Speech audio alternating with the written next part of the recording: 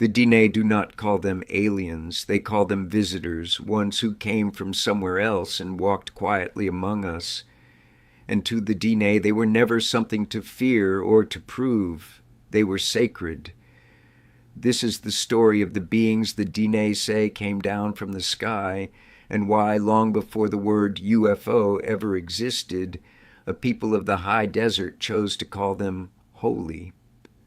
First one word, Diné, it is what the Navajo call themselves, not a name given to them by outsiders, but their own, and it tells you how they meet a mystery, not as a problem to solve and put away, but as something to hold and carry with respect.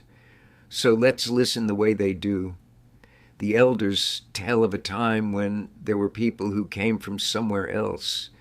They were here, present, real, walking the earth, but they did not show themselves to everyone.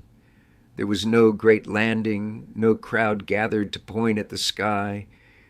They came quietly, to one person, to two, and the elders are careful about this. These visitors did not always look strange. Many times they appeared as ordinary beings, five-fingered beings, the teachings say. Like you, like me. You might have passed one on a trail and never known. They did not come to be seen or studied or captured. They came with something to give. They brought messages. They brought instruction. They taught certain things to certain people, and then they went on their way. Picture how that knowledge had to travel, not in books, not in films, from a grandfather to a grandmother, to a child by the fire, spoken, remembered, spoken again, for longer than anyone alive can count. And in our time, of course, the whole world has caught up to the question. There are files now, reports, grainy footage of lights no one can explain. We even have a name for it, unidentified flying objects.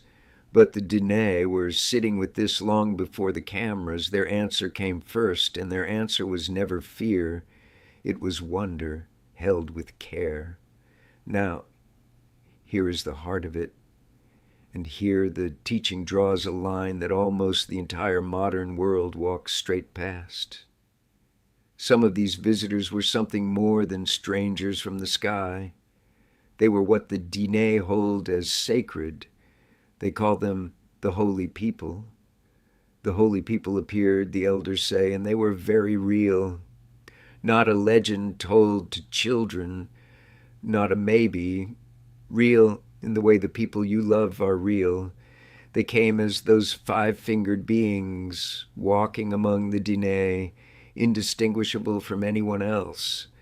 And they carried the sacred with them, certain instructions, certain teachings given to certain people at certain times. And listen to what the Diné did with that. They did not say we were visited by something from another world. They said, the holy people did this, the holy people gave us this, the holy people taught us this. That is the line. The wider world hears beings who came from the sky and reaches for one word, aliens, something to capture, something to prove, something to be afraid of. The Diné reached for a completely different word, holy, a visitor who came not to be studied, but to teach, not to frighten, but to bless. You do not have to believe it to feel the weight of it. You only have to notice how differently a person can hold the very same mystery when they hold it with reverence instead of fear. And the teachings hold stranger wonders still. The old people speak of a time when there were some among them who saw what the moon was like, up close, its surface, as though they had stood near it and looked. Stay with that a moment. There were no telescopes in that telling, no spacecraft, only a memory carried in the words of a people kept alive each time it was spoken aloud. We are not here to prove it or to argue it. We are only here to notice what was held and how lightly, how humbly it was carried. Never as a boast, only as one more thing that we are told. When the people saw something they could not explain, sometimes they did the most human thing of all. They tried to keep it, to set it down where it would not be lost. There is a word for that. Tsisabikomdeniwi. It means more or less they put what they thought they saw into the rock art. The figures carved and painted on stone that still stand in the canyons today. So when you come upon old Diné rock art and a shape there looks strange to your eyes, notice how careful the elders are. They do not say this is proof. They say something gentler. It could be that this was what they saw and this is what they chose to leave behind. A mark made by a witness, not evidence for a courtroom, just an honest hand on stone by someone who saw something and did not want it forgotten. And let me be just as honest with you. Every image in this video is an illustration, a respectful drawing to help us picture the story. Nothing here is a real artifact or a real photograph. The wonder does not need to be faked. It is enough on its own. The sky did not only bring visitors, it brought light, and the Diné had a name for that too. When they journeyed far to the north, sometimes they saw great curtains of color burning in the dark. What we call the northern lights. They understood it as a kind of lightning. They called it inishgiz. Think of it, a people with no instruments, watching the far sky catch fire with color, and folding even that into one living understanding of a sky that was awake and speaking and never empty. There is one last thing the elders are careful to say, and it may be the most human part of all. It was never the whole crowd that saw, never a great gathering all witnessing together. It was almost always one person or two, and even they would question what their own eyes had shown them. That is what makes it so hard to believe, and the elders never pretend otherwise, because this is simply how the sacred has always seemed to move, quietly, to a few, and then into a story.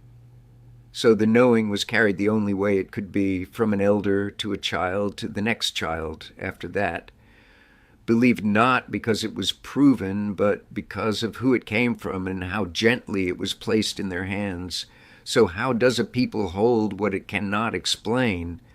Whatever they saw in the sky, on the moon, on the stone, the Diné did not rush to seize it or to conquer it or to be afraid of it.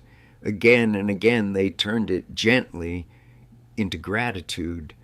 The holy people did this. The holy people gave us this. The holy people taught us this. And if you are listening from far away, from a city, from another country, from a life nothing like the high desert, you are welcome here. You do not have to be Diné to sit with this kind of wonder. As the elders themselves say, take what helps you and make it better in your own life. If this gave you even one quiet moment today, subscribe and walk the good path with us. There are many more teachings still to be told. Thank you for listening, and for listening with respect. And those are the things we are told.